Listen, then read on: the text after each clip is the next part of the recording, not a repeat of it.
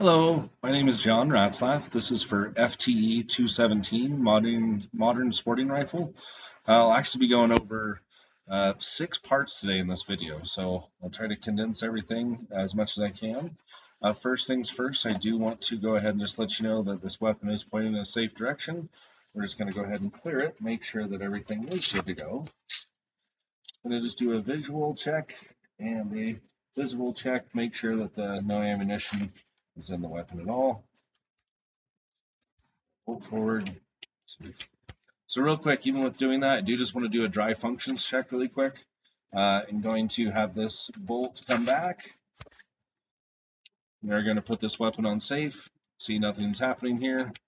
At this point in time, I'm going to put the selector switch to fire. Pull that trigger. I'm also going to pull the charging handle back. Let it go forward. I want to hear that audible click right there. There we go. All right. What I'm also going to do too is I'm going to take this back and I'm going to go ahead and load in a magazine with our dummy rounds here. So it's not any live ammunition, all three dummy rounds. All right. Slide that forward. So right there, we do know that it went ahead and it fed, chambered. I'm going to go ahead and go and actually just fire. So right here it did fire. I'm going to release the trigger. I'm going to go ahead and cock that back, and it did eject. It's going about 3 or 4 position, which is good, but unless I do a real live fire check for the gas system, might be a little different. Do that again. Doing the same thing. Do it one more time, and we have that come out. And it did go ahead and lock to the back. So we're in good shape there. Go ahead and ride that bolt to the forward. As far as like smoothness of the trigger and really kind of what our instructor went over and everything is, even when I do that functions check or sear, this is a military spec trigger. There's a little bit of play in it. However, it's really not bad. It has a decent pull to it. And your biggest thing is it is on tape and it's obviously not pulling, but there's a little bit of pull. There's a little bit of play in it. Definitely better triggers out there, but for the most part, this one definitely is a pretty good one, I have to say. All right, part 3. So following the guidance you received this week, I want to show you really quick how we're going to measure this barrel. So biggest thing within measuring this barrel, I kind of already have this preset up. I've done it here before. I'm just trying to stage everything pretty quick.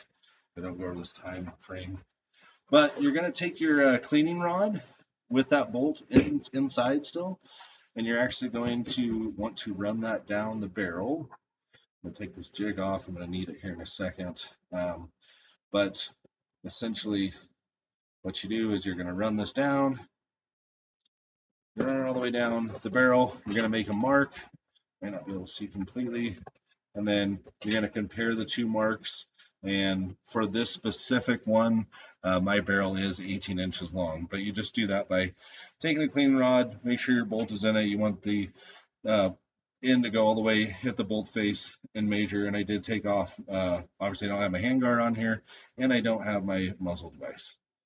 So real quick, another thing too, though, how we're going to go ahead and measure for our twist rate is we're going to just take this really quick here. I'm going to take our bolt out, charging handle. I'm going to stick this in the side here. And I've already done this a few different times, but I just want to demonstrate that I'm performing this correctly. We're going to take our jag, and we do have our tape here. We're going to go through this thing. I'd put a mark as soon as it starts, and I have this marked here. And then we'd run it all the way through. And then what happens is that once that goes through and you have the same like twist as it goes in your same spot, you end, you measure this other one, and it's right at 10 inches. And I measure that on the tape measure here itself, denoting that we do have a 1 in 10 twist rate. All right, so the next one here is we need to do the headspace and timing. So really quick, I'm just going to take this over here. I'm going to take this barrel off real quick.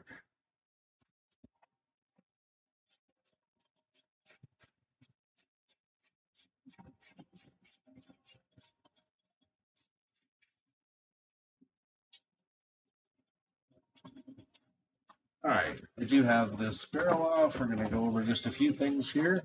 So, one of our things that we need to do is make sure that our headspace is good, and it's very important. So, I do want to go ahead and start with our go gauge. I'm going to insert our go gauge in here. You can do this with the extractor off. I'm going to do it with the extractor on, but you can do it both ways.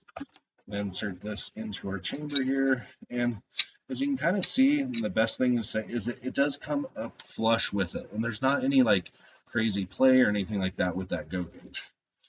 Now what we're going to do is we're going to take that off, and I'm going to go ahead and put in our no-go gauge, and you'll be able to see the difference with that quite a bit.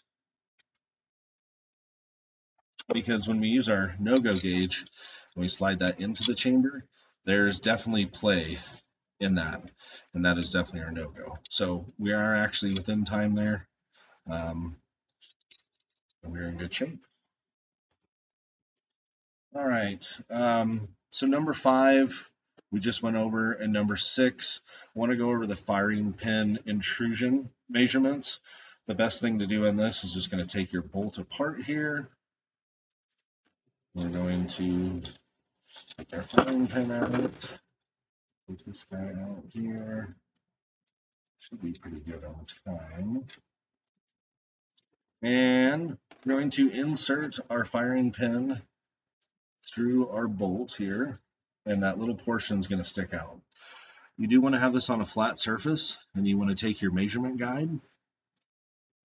I'm going to stick that right on here, loosen it up.